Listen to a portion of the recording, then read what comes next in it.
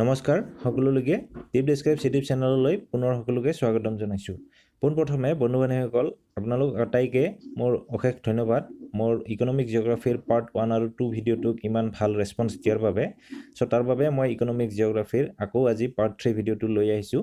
আশা কৰিছোঁ পাৰ্ট 1 2ৰ দৰে এই ভিডিঅ'টো আপোনালোকৰ ভাল লাগিব আৰু যথেষ্টখিনি উপকৃত হ'ব পাৰিব। সো যদি ভিডিঅ'টো ভাল লাগে তেন্তে প্লিজ ভিডিঅ'টো লাইক কৰিব, যিমান পাৰে সিমান শ্বেয়াৰ কৰিব বন্ধুবৰ্গলৈ, আৰু কোনোবা যদি নতুনকৈ আহিছে তেন্তে প্লিজ আমাৰ চেনেলটো সাবস্ক্ৰাইব কৰি ল'ব আমাৰ প্ৰতিটো ভিডিঅ' পোনপটীয়াকৈ পাই থাকিবলৈ। তেন্তে বলক দেৰি নকৰাকৈ আজিৰ ভিডিঅ'টো আৰম্ভ কৰিছোঁ। সো আমাৰ আজিৰ প্ৰথম প্ৰশ্নটো লৈছোঁ বন্ধু বান্ধৱীসকল, which Indian state or union territory is the largest producer of saffron. So সুধিছে যে আমাৰ ভাৰতৰ ভিতৰতে কোনখন ৰাজ্য অথবা ইউনিয়ন টেৰিটৰী চেফ্ৰনৰ আটাইতকৈ বেছি উৎপাদন কৰে। ঠিক আছে, চেফ্ৰন মানে বন্ধু বান্ধৱীসকল অসমীয়াত কুমকুম বুলি কয়। ছবিত দেখা পাইছে আপোনালোকে, এনেকুৱা হয় চেফ্ৰনবিলাক, এইবিলাক এই লাল লাল যিবিলাক ওলাইছে এইবিলাককে একচুৱেলি চেফ্ৰন বুলি কয়। ঠিক আছে, সো কোনখন ষ্টেট অথবা ইউনিয়ন টেৰিটৰীয়ে এই চেফ্ৰনৰ আটাইতকৈ বেছি উৎপাদন কৰে। ঠিক আছে, আসাম, পাঞ্জাব, কেৰালা নে Jammu Kashmir. So correct answer Jammu Kashmir. ঠিক আছে। Question number 2, golden revolution refers to. So golden ৰিভলিউশ্যনে আচলতে কিহৰ লগত জড়িত বা কি বুজায়? চেৰিকালচাৰ, হৰ্টিকালচাৰ, এপিকালচাৰ নে ভিটিকালচাৰ। সো গোল্ডেন ৰিভলিউশ্যন আচলতে কি বুজায় বন্ধু বান্ধৱীসকল? হৰ্টিকালচাৰ। ঠিক আছে, হৰ্টিকালচাৰ মানে বন্ধু বান্ধৱীসকল যেতিয়া আমাৰ ভাৰতত মৌমাখি উৎপাদনৰ ক্ষেত্ৰত, তাৰপিছত ফ্ৰুইটছৰ উৎপাদনৰ ক্ষেত্ৰত এটা ৰিভলিউশ্যন আহিছিলে, সো সেইটো ৰিভলিউশ্যনকে একচুৱেলি গোল্ডেন ৰিভলিউশ্যন বুলি কোৱা হয়। ঠিক আছে, এইটো আহিছিলে 1991ৰ পৰা 2003ৰ মাজত। ঠিক আছে, এইখিনি সময়তে আমাৰ ইণ্ডিয়াত গোল্ডেন ৰিভলিউশ্যন আৰম্ভ হৈছিল। ঠিক আছে, মৌমাখিৰ উৎপাদনৰ ক্ষেত্ৰত। ঠিক আছে। Question number 3, the adoption of high yielding variety program in Indian agriculture started in. So আমাৰ ভাৰতীয় কৃষিত ভাল উৎপাদনৰ বাবে হাই ইল্ডিং ভেৰাইটি প্ৰগ্ৰাম এটা আনিছিলে, আৰু এই প্ৰগ্ৰামটো কেতিয়া আনিছিলে? 1968, 1967, 1966 নে 1965। So correct answer is option C, 1966। উল্লেখযোগ্য যে বন্ধু বান্ধৱীসকল এইখিনি সময়তে আমাৰ গ্ৰীণ ৰিভলিউশ্যন আৰম্ভ হৈছিল। ঠিক আছে, আৰু সেইবাবে একচুৱেলি এইবিলাক ইনিচিয়েটিভ লৈছিলে চৰকাৰে, হাই ইল্ডিং ভেৰাইটি প্ৰগ্ৰাম। ঠিক আছে। কুৱেশ্যন নম্বৰ 4টো চাব, এইটো বহুত ইম্পৰ্টেণ্ট কুৱেশ্যন বন্ধু বান্ধৱীসকল। Which state of India becomes the first state to cultivate hing or এছা ফটিদা।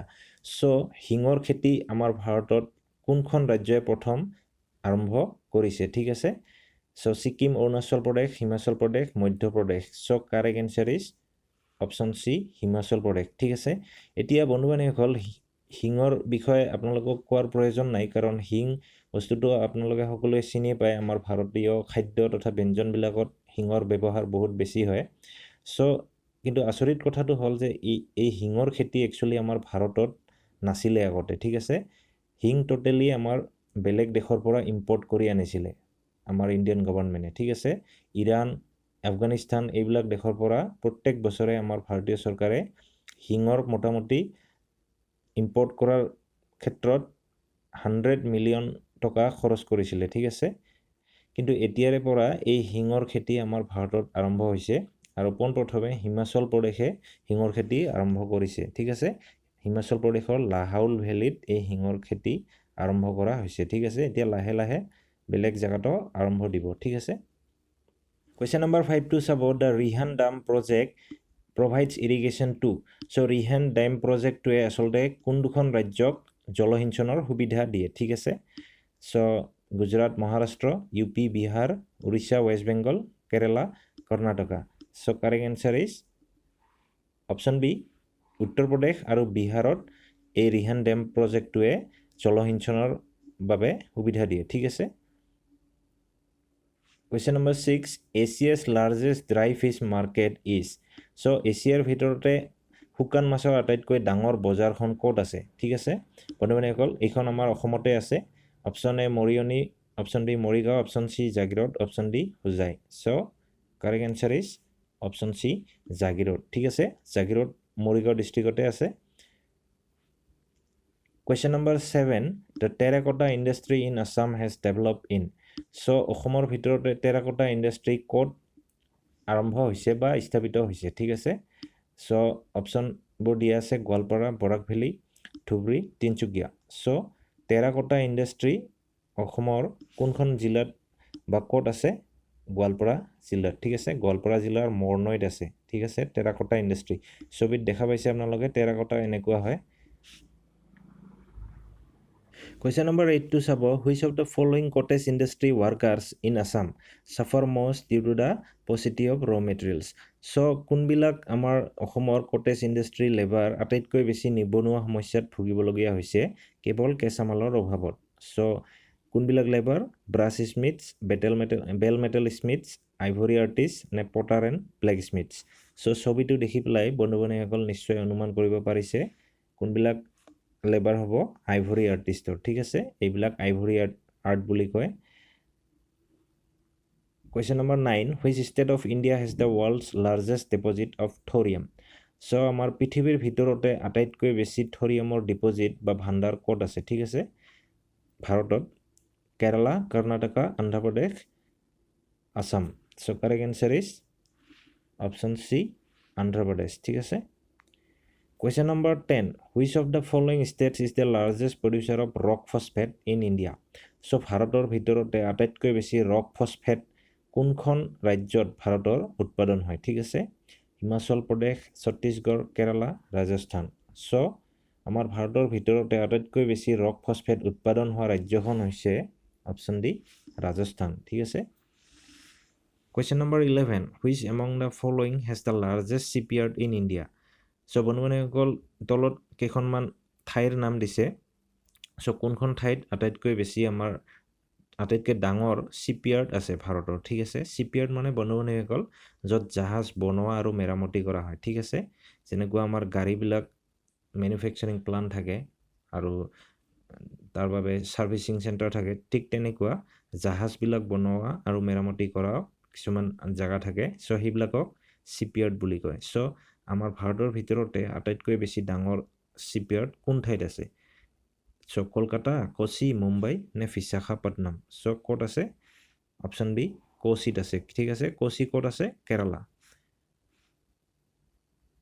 Question number 12 important question বন্ধু-বান্ধৱীসকল drip irrigation is mostly practiced in India especially for so বন্ধু-বান্ধৱীসকল drip irrigation আমাৰ ভাৰতত specially কিহৰ খেতিৰ বাবে ব্যৱহাৰ কৰা হয় ঠিক আছে so অপচন কেইটা দিয়া আছে T and coffee rice wheat নে ভেজিটেবলছ ঠিক আছে so কাৰেক্ট আনসাৰ কোনটো হ'ব বন্ধু-বান্ধৱীসকল ড্ৰিপ ইৰিগেশ্যন কিহৰ খেতিৰ বাবে আটাইতকৈ বেছি স্পেশালি প্ৰেক্টিছ কৰা হয় আমাৰ ভাৰতত অপচন ডি ভেজিটেবলছ ঠিক আছে ভেজিটেবলছৰ বন্ধু-বান্ধৱীসকল যিবিলাক ৰবি ক্ৰপছ আছে ঠিক আছে আমাৰ তাৰ মানে যিবিলাক উইন্টাৰ সিজনত আমাৰ যিবিলাক খেতি কৰা হয় সেইবিলাক খেতিত বিশেষকৈ এই ড্ৰিপ ইৰিগেশ্যন সিস্টেমটো আমাৰ ভাৰতৰ খেতিয়কসকলে ফলো কৰে ঠিক আছে ছবিত দেখা পাইছে আপোনালোকে ড্ৰিপ ইৰিগেশ্যন এনেকুৱা হয়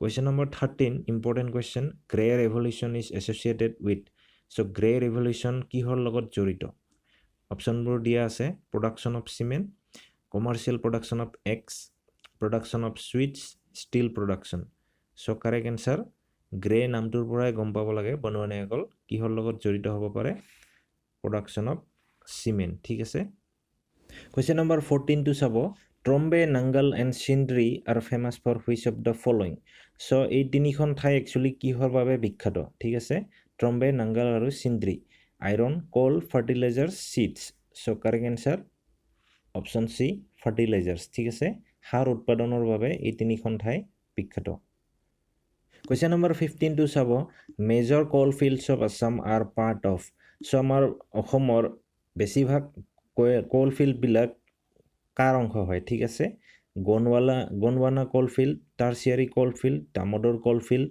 নে নেভেলি coal field so আমাৰ অসমৰ maximum coal field বিলাক কাৰ অংশ হয় option B tertiary coal field ঠিক আছে বন্ধু-বান্ধৱীসকল এটো চাওক মেপত tertiary coal field এইখিনি এলেকাত পৰে ঠিক আছে যত আমাৰ অসমখন পৰে আৰু গনৱানা পৰে আমাৰ বিশেষকৈ এই আমাৰ পেনিনসুলাৰ ইণ্ডিয়াখিনি ঠিক আছে বন্ধু-বান্ধৱীসকল এইখিনি অঞ্চলত গণৱানা কলফিল্ডছখিনি পৰে আৰু ইয়াৰে মাজতে দামোদৰ ভেলীৰ আশে-পাশে যিখিনি আছে ভেলী সেইখিনি দামোদৰ কলফিল্ড বুলি কয় আৰু এইখিনিত হ'ল নেভেলি কলফিল্ড আছে ঠিক আছে কোৱেশ্চন নম্বৰ 16 টো চাব বহুত easy question Sarthebari of Assam is well known for production of so অসমৰ সৰ্থেবাৰী কিহৰ উৎপাদনৰ বাবে বিখ্যাত অপশ্যনটো দি আছে বেল মেটেল সিল্ক জুট নে ৰাইচ সো ছবিটো চাই নিশ্চয় গম পাইছে অপশ্যন এ বেল মেটেল ঠিক আছে কাহৰ উৎপাদনৰ ক্ষেত্ৰত Question number 17 Assam is the largest producer of which type of silk in the world